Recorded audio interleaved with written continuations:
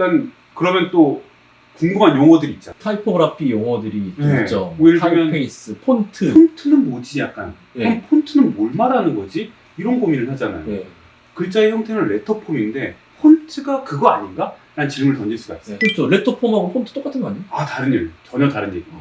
폰트는 뭘 이야기하냐면 언어는 가족 유사성이라고 하는 게 있어요. 비슷한 의미나 뜻은 비슷한 발음의 형태를 가질 수밖에 없다. 그럼 폰트라고 하는 것은 어떠한 단어와 가족 유사성을 갖고 있을까 찾아보면 혹시 김성현 대표님은 그거 좋아하세요? 스위스 사람들이 많이 먹는 건데 뭐 이렇게 녹여서 먹는 거. 초콜릿이요? 그거 말고 스위스 사람들이 많이 먹는 프랑스, 유럽에서 많이 먹는 녹여서 빵을 찍어 먹는 건데 스프! 조금 더 그게 조금 더 폰트? 맞습니다. 퐁듀예요. 그러니까 폰트의 가족 유사성을 갖고 있는 단어가 퐁듀인데 이 퐁듀하고 폰트의 어원을 따라가면 퐁트레라고 하는 단어가 있어요. 퐁트레는 녹이다라는 의미예요. 녹이다. 그럼 폰트는 뭐냐면 우리가 예전에 금속 활자를 사용할 때 금속 활자를 만들려면 크게 두 가지를 먼저 만들어야 됩니다. 첫 번째가 글자를 먼저 깎아야 돼요. 조각가가. 깎는데 어떻게 깎냐면 위를 평평하게 한 다음에 이렇게 글자를 깎는데 이 깎는 이 물체를 펀치라고 해요. 펀치. 이게 정말 주먹 펀치. 그럼 왜 펀치라고 그러냐면 글자 위를 도장처럼 깎고 나서 그 다음에 이를 바닥에 대고 그래서 망치로 땅 하고 내려치면 어떻게 되죠? 찍히죠. 글자가 찍히잖아요. 찍는 이 판을 매트릭스라고 해요. 자모라고 해요. 왜 자모라고 그러냐면 이제 금속 활자를 대량 생산하기 위해서 틀을 만드는 거예요. 그러면 그렇게 자모를 만들고 여기다가 거푸집을 딱 댄 다음에 계속 금속을 부어. 그럼 금속 활자가 계속 나오죠.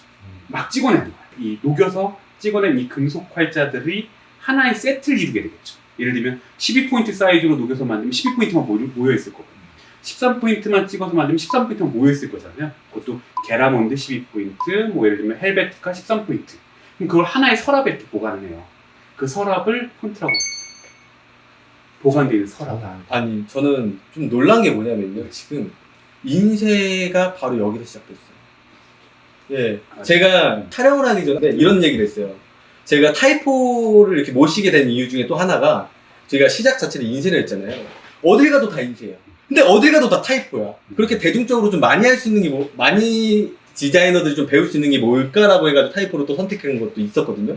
근데 이 시작점도 지금 인쇄와 같아.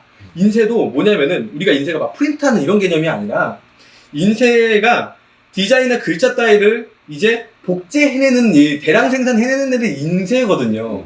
인쇄할 때 맨 처음에 그때는 이제 깎아내야 되잖아요. 그래가지고 산세리프 채가 좀 쉽게 만들 수 있잖아요. 그러다 보니까 인쇄할 때 또 처음에 시작할 때 그런 채들이 많아요. 맞습니다. 예. 되게 좋은 이야기 하셨는데 타이포그래피라고 하는 의미가 시대에 따라서 조금씩 변화해 가거든요. 타이포그래피라는 용어를 언제 썼느냐 쭉 올라가 보면 어쨌거나 금속 활자 인쇄 방식이니까 구텐베르크 시대부터 이 용어가 시작이 돼요. 구텐베르크가 타이포그래피를 한다라고 이야기했을 때는 어떠한 영역들이 포함되어 있냐면 첫 번째, 일단은 금속 활자를 만든 사람이 있었겠지만 일단은 금속 활자 인쇄를 하려면 금속 활자를 먼저 만들어야 되잖아요. 활자를 먼저 아까 얘기했듯이 펀치를 깎고 그다음에 자모를 만들어서 부어서 금속 활자를 만들어. 그 다음에 만든 걸 뭐예요? 선택을 해서 식자라는 거예요. 이렇게 짜 묶어 놓는 거예요. 묶어 놓은 다음에 어떻게 해요? 잉크를 발라. 그 다음에 인쇄를 하고 재본을 해. 이 영역을 다 통틀어서 원래 타이포그래피라고 이야기했어요. 그럼 타이포그래피는 배열하고 글자 만들고 이런 거 다 들어. 재본 영역, 인쇄까지 다 포함이 되어 있었는데 재본까지. 이게 시대가 지나면 또 의미가 바뀌어요. 어떻게 바뀌냐면 사람들이 글자를 깎다 보니까 이 깎는 사람들의 능력에 따라서 글자 형태가 막 다 다르잖아요. 글자를 깎다 보면 나도 사람인지라 깎다 보면 계속 오차가 생기잖아요. 12포인트 깎다가 13포인트 깎으려면 깎다 보면 좀 달라지기도 하고 내가 어제 깎은 거랑 오늘 깎은 거랑 또 달라지잖아요. 사람들이 고민합니다. 이거 어떡하지? 어떡하지? 그래, 도면에다가 그리자. 그 도면에다가 글자를 그려서 깎기 시작합니다. 그러면서 저 집이 진짜 글자 잘 그려. 잘 깎아. 그래서 우린 글자를 배열해서 인쇄하는 것까지만 하고 글자는 저기 가서 하자. 그러면서 글자를 디자인하는 과정이 타이포그래피에서 분리되기 시작해요. 그러면서 글자 디자인 과정이 전문적으로 분리되기 시작하고 그 다음부터는 글자를 배열해서 인쇄에 재본하는 것까지 타이포그래피라고 부릅니다. 자, 근데 이게 또 시간이 지나면 의미가 바뀌어요. 19세기, 20세기에 이제 들어서기 시작하면 컴퓨터 식자나 사진 식자가 등장하기 시작하죠. 등장하기 시작하면 이제 디자이너들은 전문적으로 배열하는 역할만 하고 인쇄 재본은 따로 떼어서 가져가는 거예요. 그래서 현재는 타이포그래피라고 하는 의미는 뭐냐면 내가 어떠한 글자를 고를지, 그러니까 어느 디자이너들이 만든 글자를 내가 어떻게 선별을 할지, 그 다음에 이걸 어떻게 배열할지, 그리고 어떻게 인쇄될 것까지 계획을 하는 일이 타이포그래피라고 볼 수 있습니다. 결국 디자인과 인쇄는 하나네요. 네, 그렇죠. 네, 시대가 가면 갈수록 약간 분업화가 되는 것. 그래서 이런 역사적 흐름에서의 타이포그래피 개념을 알고 있으면 이게 분리된 것이 아니고 결국은 연결되고 아주 같은 맥락 안에 놓여 있다라고 하는 것들을 사람들이 더 쉽게 이해할 수 있지 않을까 이런 생각이 좀 듭니다. 그런 측면에서 타이포그래피 용어로 설명해 주는 것도 되게 의미가 있다고 생각이 듭니다. 의미가. 리 교수님이 말한 내용은 여러 번 반복해서 봐도 되게 좋을 것 같아요. 제가 딱 인상적인 거는 레터링이 느낌을 내는 과정이고 레터 폼이 느낌의 형태다. 예. 아, 이것만 우리가 알고 있어도 여러분들이 타이포그래피 할 때 굉장히 도움이 많이 될 것 같아요. 그러니까 뭔가 제대로 아는 게 중요한 것 같아요. 용어를 제대로 아는 게 중요하죠. 그 타이포그래피에 대해서 궁금했던 거 뭐 있나요? 저뿐만 아니라 많은 디자이너 분들도 공감하실 것 같고 왜 그런지 이유가 그런 거 궁금한 게 있어요. 영어일 땐 괜찮은데 한글로만 바꾸면 왜 촌스러워지는지 디자인이. 이거 왜 그럴까요? 왜 그럴까요? 너무 좋은 질문이고 이거는 오랫동안 질문을 받아왔던 거예요. 왜 그러냐면 일단 영어가 좋아 보이는 데는 여러 가지 이유가 있는데 첫 번째는 4대주의 때문에 그렇습니다. 그거는 일단 기본 전제로 깔고 와야 될 것 같아요. 우리도 이렇게 노래 가사 같은 거 보면 영어 들어가면 되게 좋아하잖아요. 맞아요. 그런 게 다 사실은 어떤 뉘앙스라고도 이야기하지만 그런 뉘앙스를 좋아하는 거거든요. 그런 뉘앙스를 좋아한다는 건 그 표현이나 그 문화가 조금 더 앞서 있다고 생각하기 때문에 그래요. 일단 그 부분은 전제하고 넘어가도록 하고요. 조형적인 이유로 보면 첫 번째는 영어는 가변폭 글자이고 한글은 모든 글자가 그런 건 아니지만 고정폭을 갖고 있기 때문에 그래요.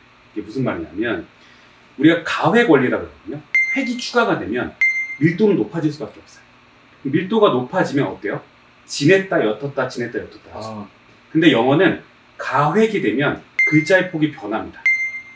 획이 추가될 때 글자의 폭이 넓어졌다가 획이 빠지면 얇아지게 되죠. 이런 형태들을 좀 갖고 있는데 한글은 반대로 고정폭 글자이기 때문에 그나 꿀이나 사실은 같은 폭 안에 글자를 디자인해요. 그러다 보니까 글자가 지냈다 옅었다 지냈다 옅었다 하는 부분들이 조형적으로만 봤을 때 영어는 패턴처럼 보이고 한글은 그런 부분이 좀 덜한 부분이 좀 있는 거죠. 그렇다고 그게 더 별로다 아니다 이런 의미는 절대 아닙니다. 그래서 최근에는 어떤 경향도 있냐면 해외에 나가보시면 그 한글 이름으로 되어 있는 가방 메고 다니는 사람들이 있어요. 그 사람들은 또 너무 패턴화된 걸 보다 보니까 약간 패턴화되어 있지 않고 이렇게 옅었다 지냈다 하는 것도 예뻐 보이는 거예요. 찜질방 이런 가방 메고 다니는 외국인들 많거든요. 그 사람들 굉장히 예뻐 보이는 거예요. 이건 뭐냐면 문화의 흐름상 우리는 지금 어떤 것을 더 좋아하는 분위기에 있는지에 따라서 이 글자를 보는 측면들이 좀 다른 거죠. 그리고 또 한 가지, 세 번째는 일단 라틴 알파벳은 역사가 오래됐어요. 황금 비율 같은 거죠. 이렇게 글자를 디자인하면 균형이 잘 맞아라고 하는 것들이 라틴 알파벳에서는 굉장히 잘 정착되어 있는데 한글은 사실 네모꼴 글자가 디자인된 지 얼마 안 됐습니다. 왜냐하면 우리가 캘리그라피라고 하는데 손으로 쓰는 것들은 그래도 꽤 한 400~500년 됐지만 실제로 금속 활자로 제대로 사용되기 시작한 건 100년 조금 넘었을걸요.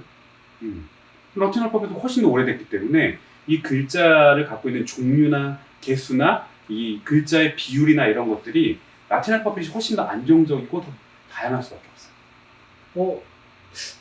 여기서 문득 드는 생각인데요. 지금 이 내용을 듣다 보니까 이래서 이런가라는 생각이 들어요. 타이포 폰트가 해외에는 폰트가 굉장히 많고 정말 다양한 감정들을 내는 폰트들이 많은데 국내에서는 제가 폰트를 보다 보니까 폰트가 생각보다 되게 감정들을 많이 표현하는 폰트가 좀 적더라고요.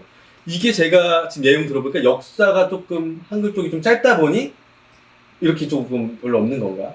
제가 왜 이 답변을 좀 주저하게 되냐면 최근에는 또 한글 타입페이스 디자인이 굉장히 확장되어서 아주 많은 양의 타입들이 쏟아져 나오고 있어요. 단지 그게 대형 유통을 통해서 되고 있느냐 아니면 아름아름 알아서 사야 되냐 이런 차이가 좀 있는 거고요. 또 우리나라 한글 시장을 좀 보면 일단은 국내에서 말고는 한글 폰트를 소비하는 곳들이 없어요. 그러다 보니까 글꼴 디자이너들이 마음 놓고 글자를 제작하기 좀 어렵고 그리고 또 한 가지는 한글은 너무 많은 양을 디자인해야 되기 때문에 시간이 굉장히 오래 걸립니다. 라틴 알파벳보다 훨씬 더 오래 걸려요. 근데 이게 여러 가지 체계들을 만들어서 더 빨리 만드는 방법을 많이 연구하고 또 많이 발명하고 있지만 아직까지는 영문보다 오래 걸린다는 게 정설이에요. 네. 이거 디자이너들의 야근을 좀 줄이기 위한 질문 하나 드릴게요. 한 폰트 5개, 추천해주는 폰트 5개가 있는지. 그런 디자인은 어딨어? 지금 한 거기서 얘기한 거랑 비교하면 1%